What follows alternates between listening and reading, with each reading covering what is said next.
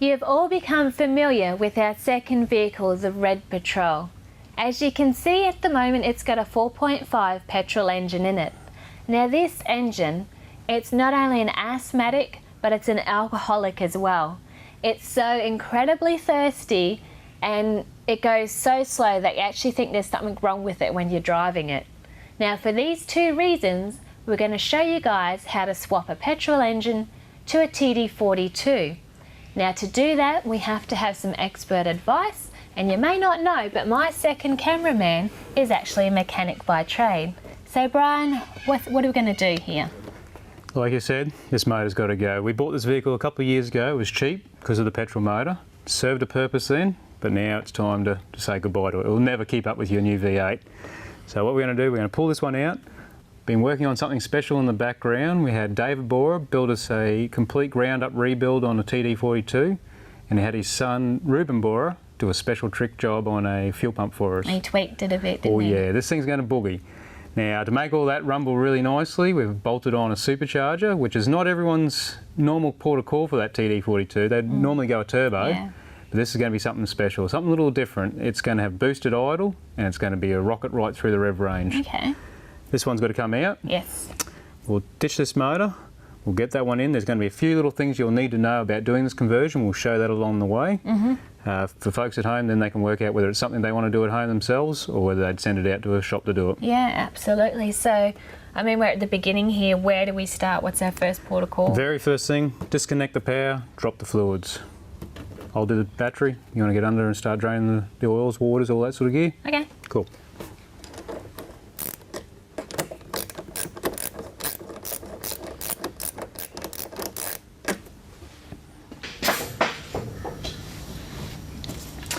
Just sent Penny up the road to try and get us some more engine mounts. We had no idea the passenger one was so close to snapping. While we got the motor out, we've got to pull bell housing off next. Bell housings are almost identical between the petrol and the diesel, except we've got a 2-bolt starter motor on a petrol. We need a 3-bolt starter motor for the high torque of the diesel. We'll pull this bell housing off. While we've got it out, we'll machine a little bit out of the actual housing where the starter motor spigot's in. That way it's a good, true, tight fit. Should be ready to go with the diesel on it. It's time to test fit the starter motor. Because what we've actually done, we've taken 4mm out of this bell housing here, and I need to make sure it's going to marry up to the spigot here of the starter motor. So, fingers crossed. So far so good. Now test this bolt too, because we actually had to tap these holes out to a different thread. And that looks like it's going to work perfectly. I've got another 2 bolts here, I'll check them. And if they're all good, we'll take this off. Now that I know that's going to fit, we can put this bell housing back on and get that engine in.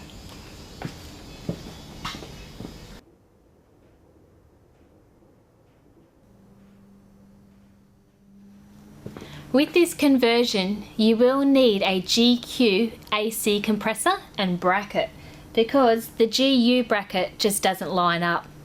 And you'll also need to change back here the pipe work so it will fit into a GU air conditioning system.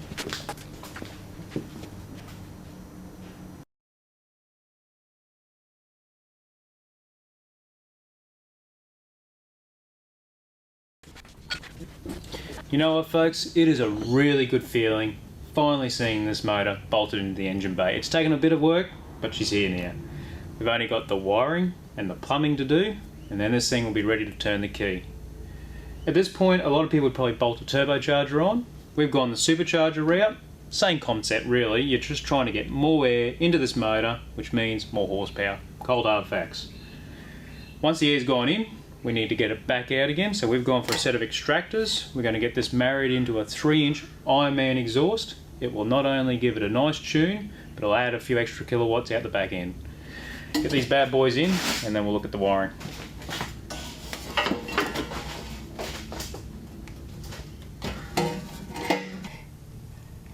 Aside from the engine, the main components you'll need for this conversion is a radiator to suit a diesel and also a power steering pump.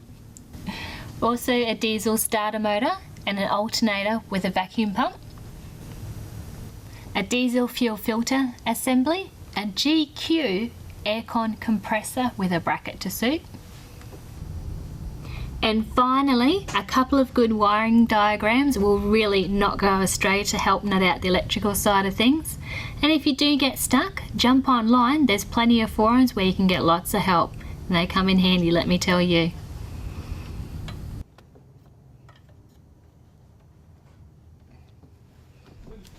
Righto.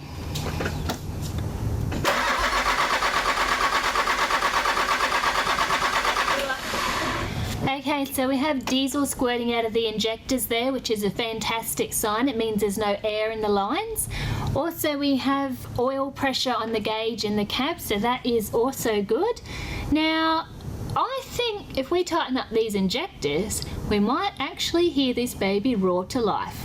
Fingers crossed anyway. What do you reckon, guys? Should we start it? Will it start?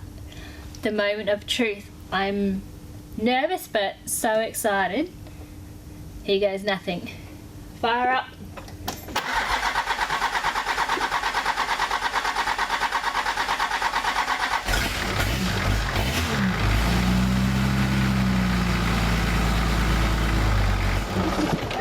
Yes, it started.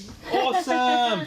High fives. First go and it fired up. Can you believe that? I mean, what a project. Mate, that has been a long time coming, that one. There's some man hours gone into this bad boy. Heck yeah.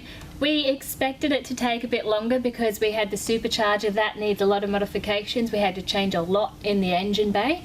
So we kind of anticipated that. Well, we figured it'd take us about a week to do this conversion, and most people pull it off in that time frame. It's taken probably double that just because of the blower. It kept on throwing the belt when we'd wind the engine over by hand. A lot of late nights. A lot of extra work went in. We sorted out the alignment issues there. It fired, mate. How cool does that sound? I can't believe it. Like, I just been waiting for this moment for so long, and it's finally here, and it's Pretty loud. It's very loud. I think we need a Ironman 3-inch exhaust. Yeah, we've got to do something to hook up to those extractors. Mate, we'll get everything up to operating temperature now. Check the waters, check the oil, make sure everything's running smoothly. We'll let it idle for a while. That belt it looks like it's fine, but it's still there. I can see it from here. Yeah. We'll get it all singing along quite happily, then we'll send it down. The exhaust is the final step. It's the easy part from here. Job done, mate. Let's get this skull girl. She's just got a new lease of life, hasn't it? She has, yep. Let's get it out in the tracks and see how it goes. Woo! Well done, buddy. That is good.